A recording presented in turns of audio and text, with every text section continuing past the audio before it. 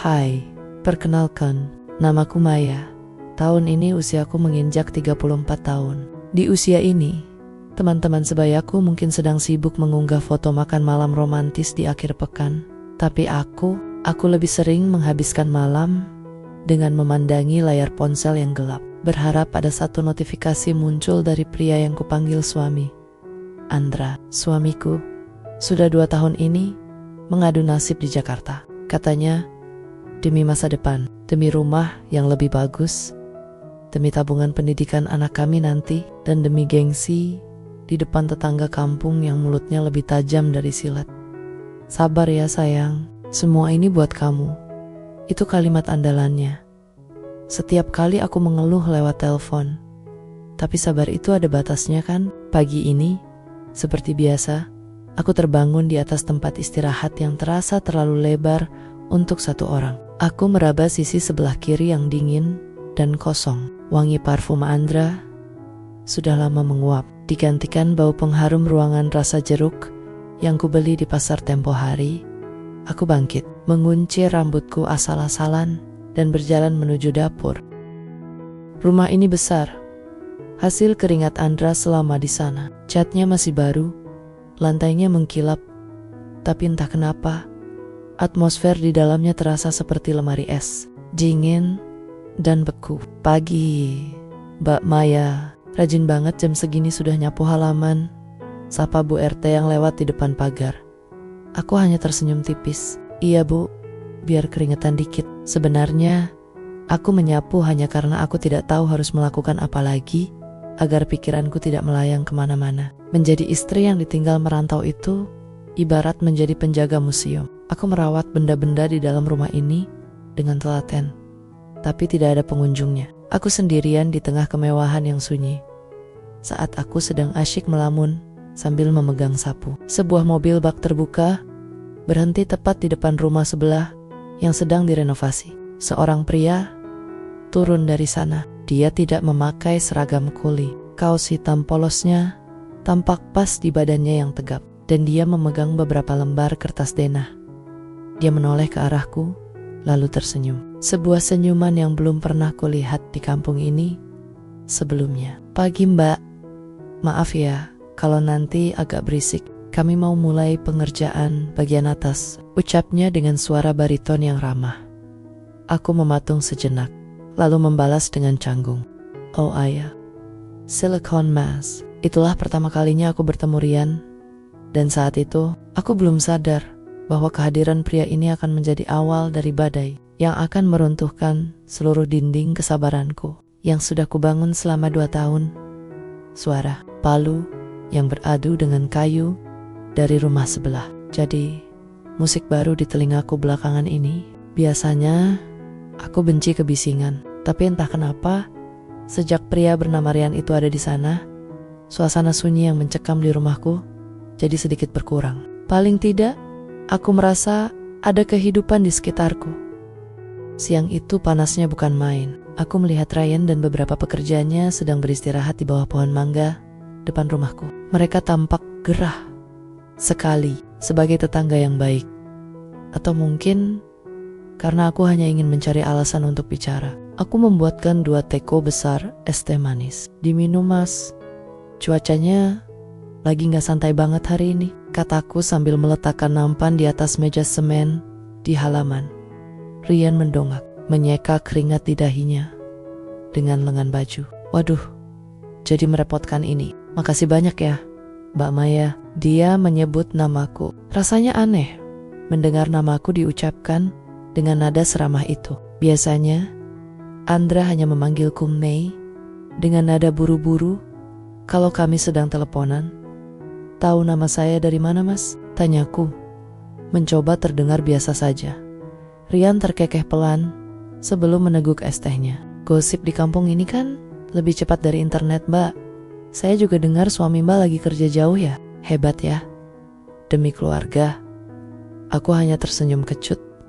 Hebat ya. Kalau boleh jujur, aku lebih suka punya rumah kecil tapi ada orangnya, daripada rumah megah tapi aku seperti tinggal bersama hantu.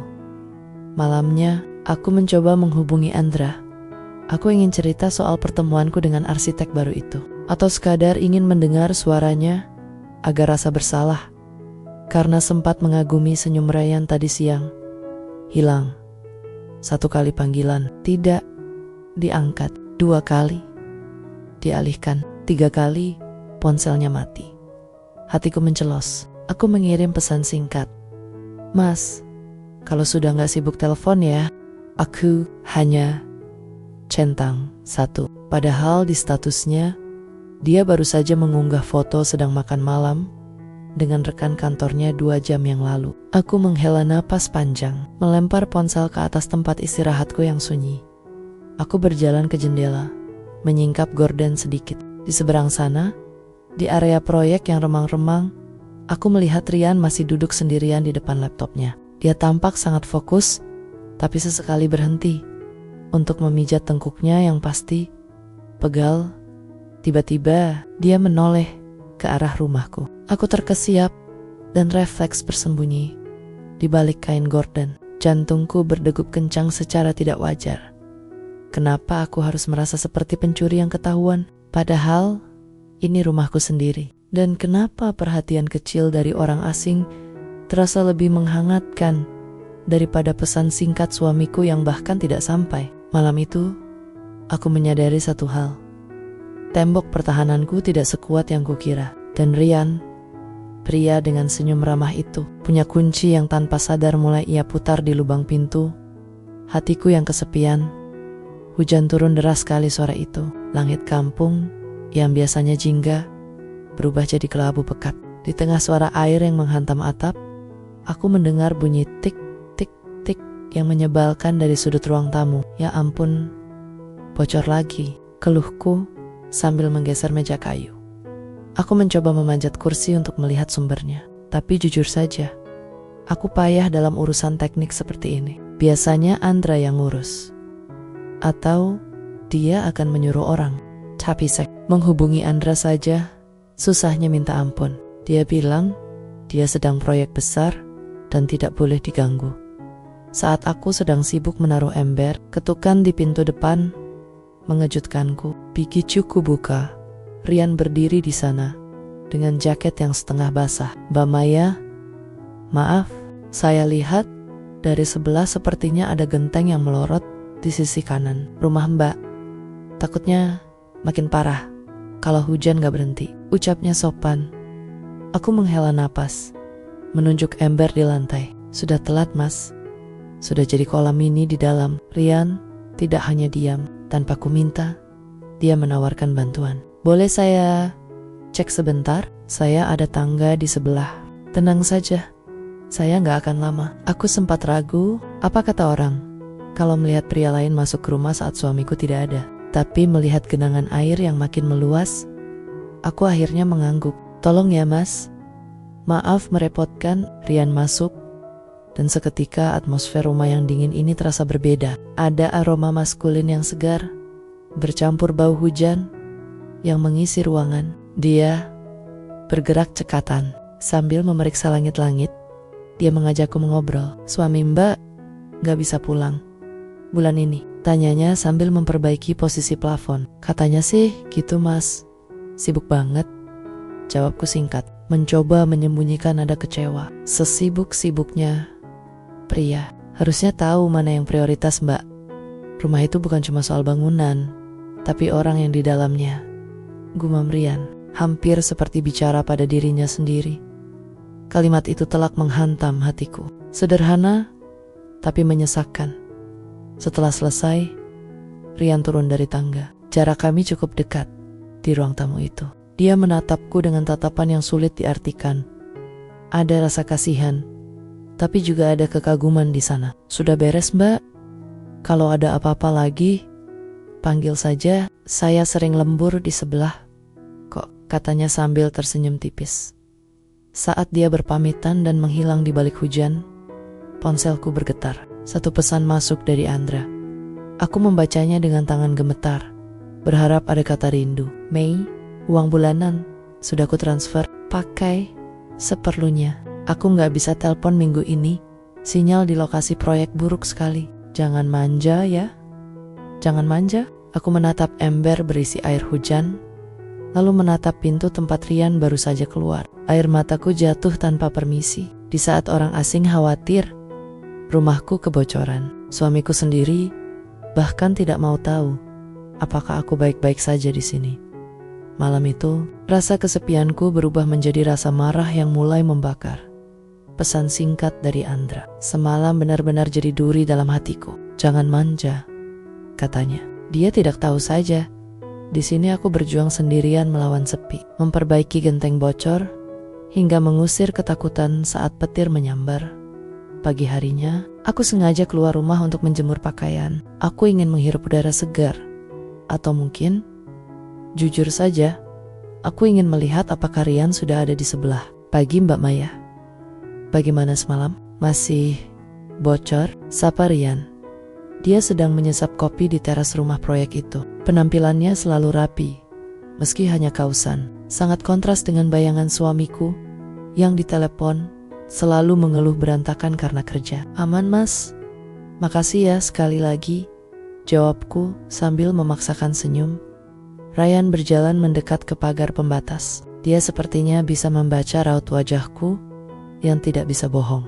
Mbak Maya, kalau boleh jujur, Mbak kelihatan capek. Ada masalah? Aku terdiam. Ingin rasanya bilang, iya, aku capek menunggu orang yang tidak menganggapku penting. Tapi aku hanya mengangkat bahu. Cuma kurang tidur saja mas. Kita cuma butuh teman bicara Mbak. Bukan buat cari solusi, tapi biar gak gila karena dipendam sendiri.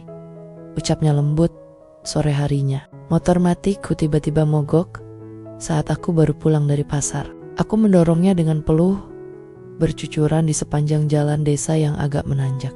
Tiba-tiba, sebuah mobil berhenti di sampingku. Rian lagi. Mari mbak, motornya biar ditaruh di bak belakang mobil saya. Mbak ikut duduk di depan, tawarnya tanpa basa-basi. Di dalam mobil yang sejuk, aku merasa sangat kecil. Aku merasa seperti dijaga. Sesuatu yang sudah berbulan-bulan tidak kurasakan. Rian tidak banyak tanya. Dia malah memutar lagu akustik yang menenangkan. Mas Rian, kenapa baik banget sama aku? Tanyaku spontan. Dia menghentikan mobil tepat di depan rumahku, lalu menoleh. Tatapannya dalam, bukan tatapan nakal, tapi tatapan tulus yang bikin hatiku berdesir. Karena saya gak suka lihat perempuan sehebat Mbak Maya harus nanggung semuanya sendirian. Itu saja. Malam itu, Andra tidak menelepon lagi. Aku duduk di teras depan sambil memandangi bintang.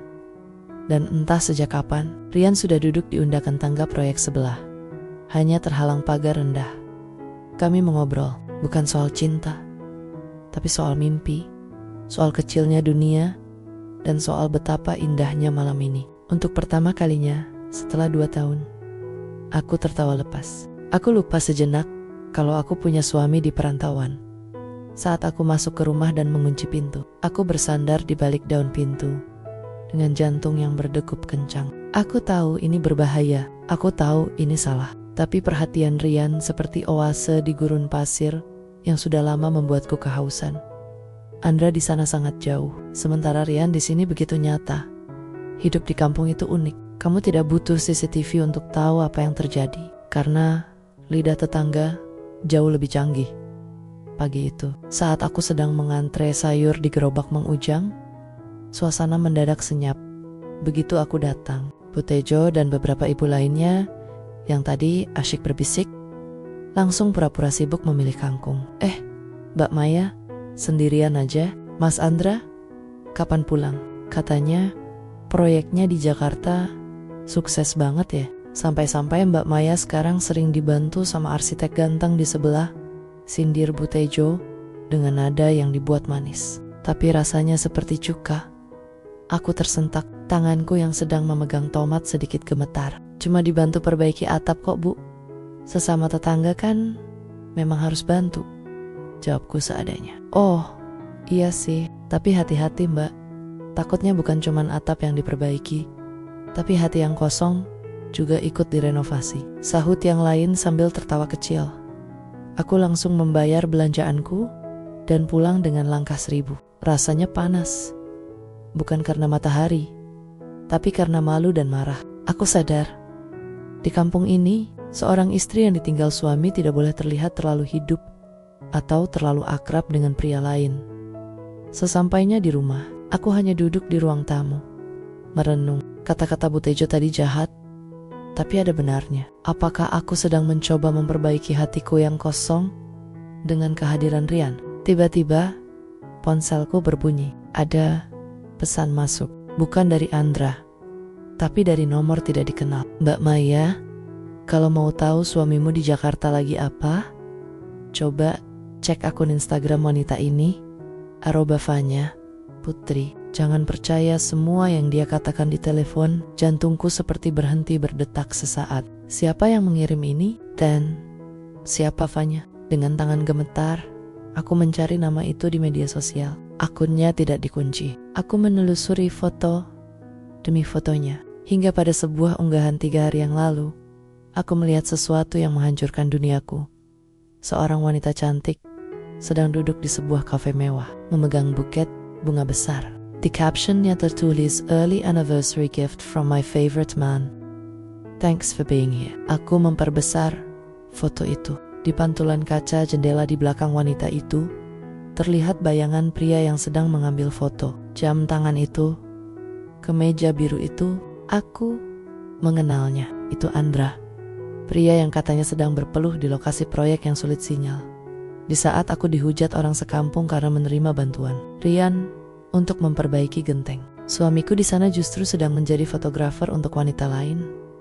Mei, suara bariton Rian terdengar dari luar pagar, memanggilku pelan. Aku tidak menjawab. Aku hanya duduk meringkuk di lantai ruang tamu yang dingin, menangis tanpa suara, sambil menggenggam ponselku. Rasanya sesak sekali. Ternyata selama ini, aku bukan sedang menunggu kepulangan, tapi sedang menunggu giliran untuk dikhianati. Aku masih terduduk di lantai, menatap layar ponsel yang mulai meredup. Foto wanita bernama Vanya itu seperti belati yang tak terlihat, tapi berhasil mengiris hatiku sampai habis. Jadi, selama ini alasan sibuk, sinyal buruk, dan proyek besar hanyalah skenario untuk menutupi kebersamaannya dengan wanita lain. Pantas saja dia melarangku menyusul ke Jakarta. Pantas saja dia memintaku jangan manja. Dia tidak ingin aku mengganggu dunianya yang baru. Maya, kamu Maaf, tadi aku dengar ada suara gelas pecah. Suara Rian kembali terdengar. Kali ini, dia tidak hanya berdiri di pagar. Dia sudah berada di depan pintu yang memang sedikit terbuka. Aku buru-buru menyeka air mata, tapi percuma. Mataku sudah sembab dan hidungku memerah.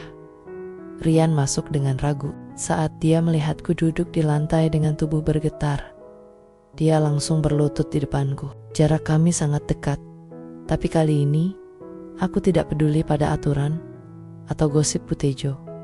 Ada apa? Siapa yang sakiti kamu? Tanyanya lembut. Nada suaranya penuh kekhawatiran yang nyata.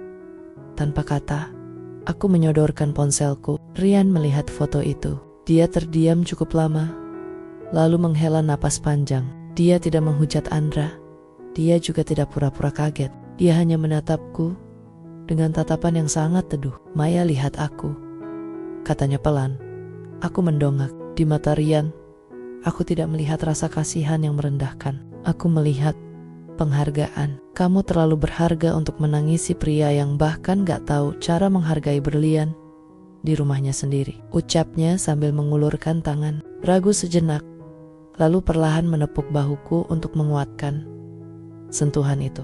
Sederhana sekali, hanya tepukan di bahu, tapi rasanya seperti aliran listrik yang menghangatkan tubuhku yang membeku. Di saat suamiku menjauhkan hatinya, pria yang baru ku kenal beberapa minggu ini justru menawarkan perlindungan. Aku gak tahu harus gimana, Mas. Rumah ini, semua ini hasil keringat dia. Tapi rasanya sekarang tempat ini seperti penjara, bisikku parau. Kalau begitu, keluar sejenak. Jangan biarkan pikiranmu mati di ruangan ini, ajak Rian. Malam itu, Rian membawaku keluar menggunakan mobilnya. Kami tidak pergi ke tempat mewah, hanya berkeliling desa dan berhenti di pinggir sawah yang tenang. Kami duduk di kap mobil, memandangi kunang-kunang. "Aku di sini, Maya," sebagai teman, sebagai tetangga, atau apapun yang kamu butuhkan sekarang. Aku gak akan membiarkan kamu sendirian menghadapi badai ini, katanya sambil menatap langit. Aku menoleh ke arahnya. Di bawah cahaya bulan, wajah Rian tampak sangat tenang. Ada perasaan bersalah yang muncul di hatiku, tapi rasa sakit karena pengkhianatan Andra jauh lebih besar. Aku merasa seperti sedang berdiri di tepi jurang. Di belakangku ada pernikahan yang hancur, dan di depanku ada Rian yang menawarkan tangan. Aku tahu, satu langkah saja, hidupku tak akan pernah sama lagi. Malam itu, aku membuat keputusan. Aku tidak akan lagi menjadi istri penurut yang bodoh. Jika Andra bisa mencari kebahagiaan lain, aku pun berhak untuk tidak lagi merasa sendirian. Minggu pagi itu, kampung terasa sangat tenang. Aku baru saja selesai merapikan meja makan, setelah Rian mampir sebentar untuk membawakan sarapan bubur ayam. Kami sempat berbincang santai di teras, tertawa kecil, membahas hal-hal ringan yang membuat beban di pundakku terasa sedikit terangkat. Namun, ketenangan itu hancur saat sebuah taksi berhenti tepat di depan pagar. Jantungku rasanya mau copot. Dari dalam taksi, turunlah seorang pria dengan koper besar dan kacamata hitam. Itu Andra. Dia pulang tanpa kabar, tanpa pesan, persis seperti pahlawan yang ingin memberi kejutan untuk istrinya. May. Surprise, serunya sambil merentangkan tangan. Aku mematung di ambang pintu. Bukannya senang, aku justru merasa mual. Bayangan foto wanita di Instagram itu langsung berputar-putar di kepalaku. Andra berjalan cepat menuju teras, tapi langkahnya terhenti saat matanya menangkap sosok Rian yang masih duduk di kursi teras dengan mangkuk bubur yang belum kosong. Suasana seketika berubah mencekam. Senyum di wajah Andra luntur, digantikan tatapan tajam dan rahang yang mengeras. "Siapa dia, May?" tanya Andra. Suaranya rendah, tapi penuh penekanan. "Ini Mas Rian, arsitek yang urus proyek sebelah. Dia lagi bantu aku," jawabku dengan suara yang kupaksakan agar tidak gemetar. Andra tertawa sinis. Dia meletakkan kopernya dengan kasar ke lantai teras. "Bantu? Bantu apa jam segini?"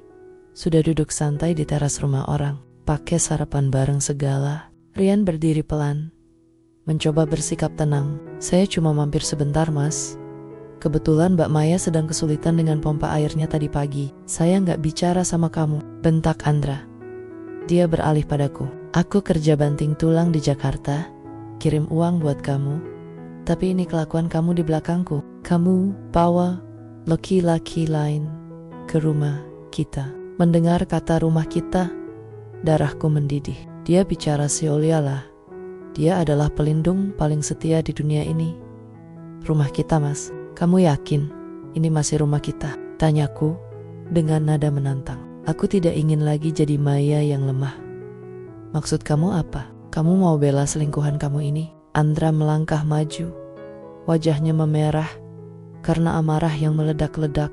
"Selingkuhan?" Aku tertawa perih. "Mas gak sadar lagi bicara soal diri sendiri? Mas pikir aku buta? Mas pikir aku gak tahu siapa Vanya?" Mendengar nama itu, Andra langsung terdiam. Ekspresi wajahnya berubah seketika. Dari marah menjadi kaget, lalu berubah jadi pucat pasi. Dia tidak menyangka bahwa rahasia yang ia simpan ribuan kilometer jauhnya telah sampai ke telingaku. Rian yang melihat situasi semakin memanas, mencoba menengahi. "Mas Andra, lebih baik kita bicarakan ini baik-baik. Jangan ada keributan di sini. Jangan ikut campur." Andra mendorong bahu Rian, namun Rian tetap berdiri kokoh, menatap Andra dengan tatapan yang jauh lebih dewasa. Disinilah aku berdiri di antara dua pria. Satu yang menjanjikan masa depan, tapi memberiku pengkhianatan. Dan satu lagi yang asing, tapi memberikan kehangatan di saat aku paling rapuh. Bom waktu itu akhirnya meledak, dan tidak ada lagi jalan untuk kembali. Suasana di teras semakin panas. Andra masih berusaha memasang wajah garang untuk menutupi kegugupannya. Setelah aku menyebut nama Vanya, dia mencoba meraih lenganku. Mungkin ingin menyeretku masuk agar percakapan ini tidak didengar tetangga. Tapi aku menghindar. "Jangan sentuh aku, Mas," teriakku. Andra yang emosinya tidak stabil mencoba merogoh saku celananya. Berniat mengambil ponselnya sendiri untuk menelepon seseorang atau mungkin sekadar mengalihkan perhatian. Namun, karena gerakannya yang terlalu kasar dan terburu-buru, sebuah benda terjatuh dari sakunya. Prak, bukan ponsel yang biasa dia gunakan untuk meneleponku. Itu ponsel lain, dengan casing hitam polos yang asing bagiku. Ponsel itu terjatuh dalam posisi layar menghadap ke atas. Dan karena tidak terkunci, layarnya menyala terang. Aku membeku. Di layar itu terpampang foto lock screen seorang bayi mungil yang sedang tertidur lelap. Rian yang berdiri di dekat situ ikut melihatnya. Keheningan yang sangat menyakitkan menyelimuti kami bertiga. Andra dengan cepat mencoba mengambil ponsel itu, tapi aku lebih dulu menyambarnya. "Ini siapa, Mas?" Suaraku bergetar hebat. Aku tidak perlu menjadi detektif untuk tahu jawabannya. "Pelaikin Mei. Itu cuma foto anak teman." Andra mencoba merebutnya, tapi Rian dengan sigap berdiri di depanku, menghalangi langkah Andra. "Biarkan dia lihat, Mas. Jangan pengecut," ucap Rian datar namun tegas. Aku menggeser layar ponsel itu. Tidak ada sandi. Isinya adalah galeri foto yang penuh dengan momen keluarga bahagia. Ada foto Andra sedang menggendong bayi itu. Ada foto dia sedang menyuapi Vanya di sebuah perayaan ulang tahun. Dan yang paling menghancurkan hatiku, ada foto mereka bertiga di depan sebuah rumah sederhana di pinggiran Jakarta. "Jadi, ini alasan kamu jarang pulang? Ini alasan kamu bilang sinyal buruk?" Aku tertawa, tapi air mataku mengalir deras. "Kamu bukan cuma punya selingkuhan, Mas. Kamu punya hidup lain. Kamu punya anak dengan dia, Mei. Dengerin dulu, aku bisa jelasin. Itu cuman hilaf. Aku gak bermaksud hilaf itu. Satu kali, Mas, kalau sampai punya anak dan rumah sendiri, itu namanya rencana." Potongku tajam di shot itulah. Aku merasa seluruh dunia yang kubangun selama 2 tahun ini runtuh tak bersisa. Semua uang kirimannya, semua janji manisnya tentang masa depan, rasanya seperti sampah. Dia membiarkan aku membusuk dalam kesepian di kampung, sementara dia merayakan kehidupan baru di sana. Andra mencoba berlutut, mencoba memegang kakiku dengan drama tangisannya. Tapi aku merasa jijik. Aku menoleh ke arah Rian yang sejak tadi menatapku dengan tatapan penuh simpati. "Mas Rian, tolong." Suaraku melemah. Aku tidak sanggup lagi berdiri.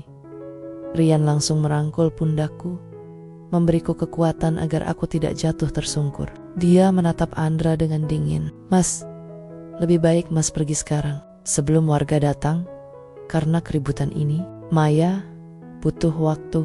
Andra menatap kami dengan penuh kebencian sekaligus malu. Dia tahu dia sudah kalah telak. Rahasia besarnya bukan lagi sekadar gosip, tapi sudah nyata di genggamanku. Malam itu, untuk pertama kalinya, aku tidak lagi merasa takut kehilangan Andra. Aku justru merasa bebas dari hantu yang selama ini kusebut suami. Malam itu, rumah yang dulunya terasa seperti istana impian, kini tak lebih dari tumpukan bata yang menyesakkan. Andra sudah pergi, atau lebih tepatnya, aku paksa pergi. Dia sempat mencoba bertahan dengan berbagai alasan klise. Tapi foto bayi di ponsel hitam itu adalah titik mati bagi hubungan kami. "Mas, bawa semua kepura-puranmu ke tempat di mana kamu merasa lebih bahagia," kataku dingin saat itu. Kini, aku duduk di meja makan sendirian. Rian sudah pulang beberapa jam yang lalu. Setelah memastikan aku baik-baik saja dan membantuku mengunci semua pintu, dia tidak memaksaku bicara. Dia hanya meninggalkan sebuah catatan kecil di atas meja. "Istirahatlah, Maya. Besok pagi, matahari akan terbit lagi, dan kamu tidak lagi hidup dalam kebohongan." Aku mengambil koper besar dari dalam lemari. Bukan untuk aku yang pergi, tapi aku mulai memasukkan baju-baju Andra yang masih tersisa di sini ke dalamnya. Satu persatu kemejanya aku lipat dengan perasaan yang aneh. Tidak ada amarah yang meledak-ledak lagi. Yang ada hanyalah rasa kosong yang tenang. Setiap baju yang masuk ke koper Rasanya seperti satu beban yang lepas dari pundakku. Ponselku terus bergetar. Pesan dari Andra masuk bertubi-tubi. Mei, maafkan aku. Aku pikirkan nama baik kita di kampung, Mei. Apa kata orang kalau kita pisah? Aku tersenyum kecut. Nama baik? Dia lebih peduli pada omongan orang daripada hancurnya hatiku. Aku tidak membalas satupun. Aku justru mematikan ponsel itu dan melemparnya ke pojok sofa. Keesokan paginya, aku bangun dengan perasaan yang berbeda. Untuk pertama kalinya dalam 2 tahun, aku tidak mencari ponsel untuk mengecek apakah Andra menelepon atau tidak. Aku berjalan ke jendela, membuka gorden lebar-lebar dan membiarkan cahaya matahari masuk menyentuh lantai. Aku keluar ke halaman depan dengan koper Andra di tangan. Aku meletakkannya tepat di depan pagar. Bu Tejo yang sedang menyapu jalan langsung berhenti. Matanya melotot melihat koper itu. Lalu menatapku dengan penuh tanya. Kali ini, aku tidak menunduk. Aku tidak malu. Pagi, Bu Tejo. Nanti kalau lihat Mas Andra lewat, tolong kasih tahu. Kopernya sudah saya siapkan di depan ya. Dia sepertinya lebih cocok tinggal di Jakarta selamanya. Ucapku dengan nada santai dan senyum yang tulus. Bu Tejo Melongo tidak mampu membalas. Aku berbalik masuk ke rumah dengan langkah ringan. Saat itulah, aku melihat Rian di seberang sana. Dia sedang berdiri di balkon proyeknya memegang kopi dan menatapku. Dia tidak melambaikan tangan. Dia hanya mengangguk pelan dengan senyum tipis yang seolah mengatakan, "Kamu hebat, Maya." Aku menyadari satu hal. Kehilangan Andra bukanlah sebuah akhir. Itu adalah sebuah pembersihan. Kini, aku siap untuk benar-benar sendirian sebelum aku membiarkan siapapun. Termisak Rian masuk kembali ke dalam ruang pribadiku. Setelah badai itu berlalu, rumahku tak lagi sesunyi dulu. Bukan karena ada orang lain di dalamnya, tapi karena pikiranku sudah tidak lagi terikat pada satu nama, Andra. Hal pertama yang kulakukan adalah mencari cara untuk bertahan hidup tanpa uang kiriman dari Jakarta. Aku tidak ingin 1 rupiah pun dari hasil kebohongan itu menyentuh meja makanku lagi. Aku punya bakat membuat kue yang selama ini terkubur. Karena Andra selalu bilang, "Ngapain capek-capek jualan? Uang dariku kan cukup." Sekarang aku tahu, cukup darinya punya harga yang terlalu mahal bagi batinku. Aku mulai membuka pesanan kecil-kecilan. Dapurku kembali berasap. Aroma vanila dan pandan memenuhi ruangan, menggantikan bau apek kesedihan yang dulu hinggap. Ternyata, menyibukkan diri dengan hal yang kita sukai adalah obat paling ampuh untuk hati yang patah. Suatu sore, saat aku sedang mengemas pesanan bolu gulung, Rian datang. Dia tidak lagi membawa denah bangunan, tapi membawa sebuah kotak kayu kecil. "Mas Rian, ada apa? Mau pesan kue juga?" tanyaku sambil mengelap tangan di celemek Rian terkikah. "Boleh, saya pesan 1. Tapi ini ada sesuatu buat Mbak Maya. Anggap saja hadiah untuk keberanian Mbak memulai lembaran baru." Aku membuka kotak itu. Isinya adalah sebuah papan kayu cantik bertuliskan, "Dapur Maya, manis dan jujur. Biar usahanya makin dikenal." Nama itu doakan. Saya lihat Mbak Maya sekarang jauh lebih bersinar dibanding pertama kali kita ketemu, ucap Rian tulus. Aku terdiam, menyentuh ukiran nama itu. "Makasih ya Mas. Mas selalu ada di saat yang tepat." "Maya."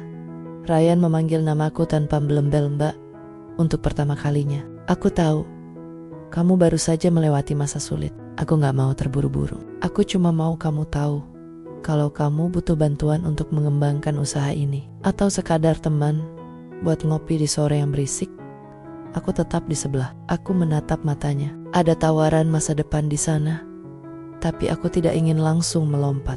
Aku belajar bahwa mencintai diri sendiri jauh lebih penting sebelum mencintai orang lain. "Kasih aku waktu." "Ya, Mas. Aku lagi menikmati rasanya jadi Maya yang bebas," jawabku lembut. Rian mengangguk mengerti. "Tentu.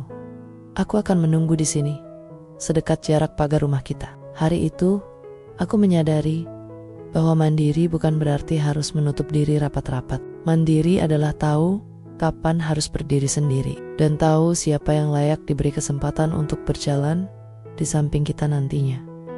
Proses hukum perpisahan dengan Andra sedang berjalan. Berat? Iya.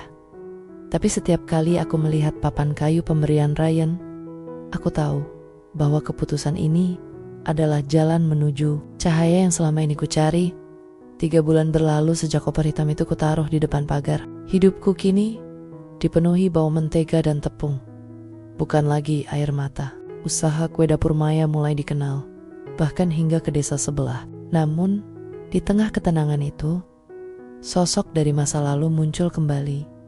Sore itu, saat aku sedang menutup kedai kecil yang baru kubangun di teras, sebuah motor berhenti. Andra ada di sana. Penampilannya jauh berbeda. Tidak ada lagi kemeja nicis atau kesan pria kota yang sukses. Dia tampak kuyuh, dengan wajah yang menyimpan banyak penyesalan. Mei, panggilnya serak.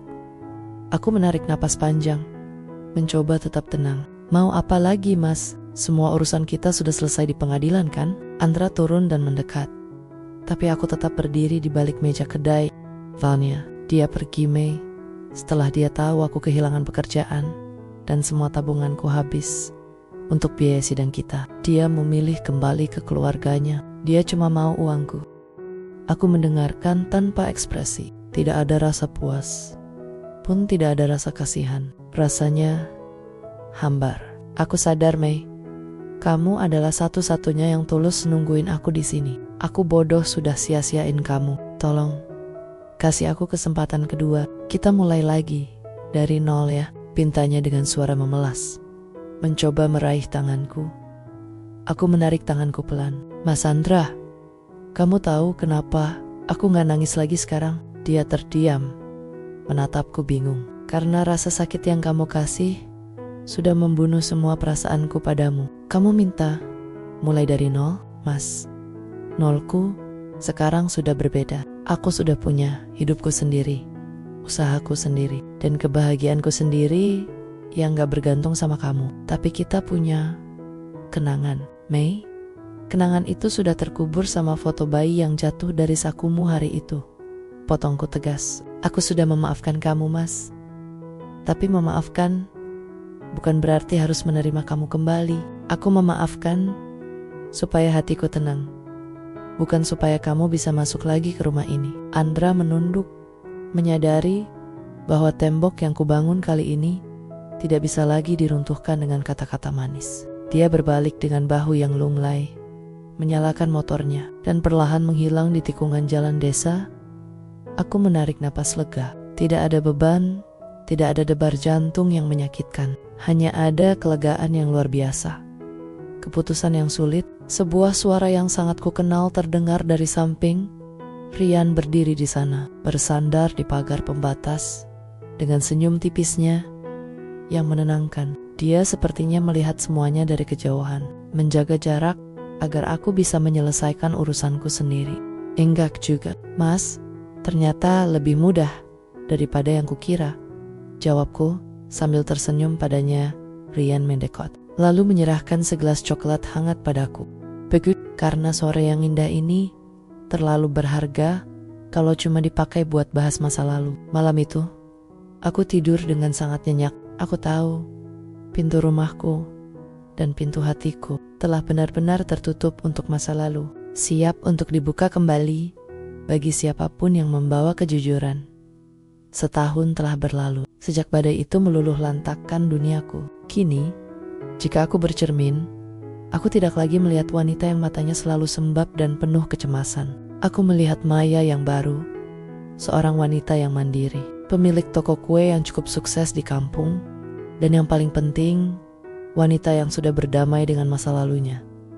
Andra, kabarnya dia masih mencoba menata hidupnya di kota lain. Kami benar-benar menjadi dua orang asing yang hanya kebetulan pernah berbagi nama di atas selembar kertas.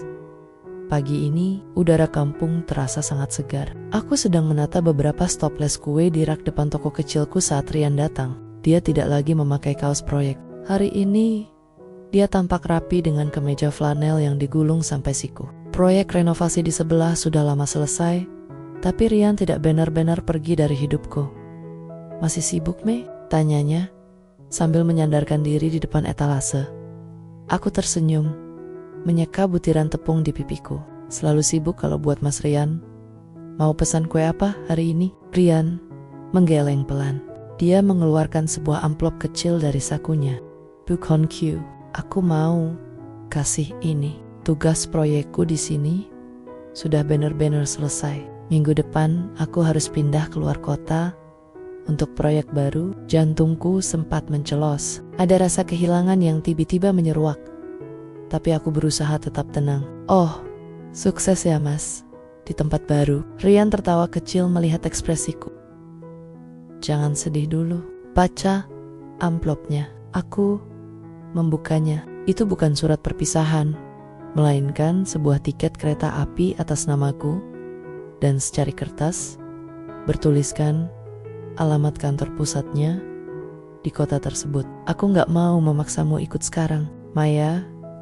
Aku tahu kamu punya usahamu di sini, punya duniamu sendiri, ucap Ryan dengan nada yang sangat tulus. Tapi aku ingin kita mencoba sesuatu yang berbeda. Bukan lagi sebagai tetangga yang saling bantu karena kasihan, tapi sebagai dua orang yang ingin membangun masa depan dengan jujur. Aku menatap tiket itu, lalu menatap Ryan. Aku akan sering pulang setiap akhir pekan ke sini. Dan kalau suatu saat kamu merasa duniamu di sini sudah cukup kuat untuk ditinggal sebentar, tiket itu menunggumu untuk datang melihat duniamu yang baru bersamaku. Lanjutnya, aku terdiam cukup lama. Selama ini aku takut pada jarak, karena Andra mengajariku bahwa jarak adalah awal dari kebohongan. Tapi melihat mata Ryan, aku tahu jarak kali ini berbeda. Jarak ini bukan untuk menjauh, tapi untuk memberi ruang bagi kami berdua agar tetap tumbuh sebagai pribadi masing-masing. Aku melangkah keluar dari balik meja etalase, berdiri di depannya tanpa ada lagi pagar yang membatasi. Mas, kataku pelan. Aku gak janji bisa datang bulan depan, tapi aku janji aku akan menjaga tiket ini baik-baik, dan aku akan selalu menunggu kepulanganmu setiap akhir pekan. Kali ini dengan rasa percaya, bukan lagi dengan rasa takut. Rian tersenyum lebar, senyuman paling cerah yang pernah kulihat. Dia tidak memelukku secara berlebihan. Dia hanya menggenggam jemariku sebentar, sebuah sentuhan yang lebih dari cukup untuk meyakinkanku bahwa aku tidak lagi sendirian. Matahari semakin tinggi di ufuk timur. Aku kembali ke dapurku dengan perasaan ringan. Ceritaku mungkin dimulai dengan pengkhianatan yang pahit, tapi berakhir dengan manisnya sebuah harapan baru. Aku adalah Maya, dan hari ini aku benar-benar bahagia. Tamat.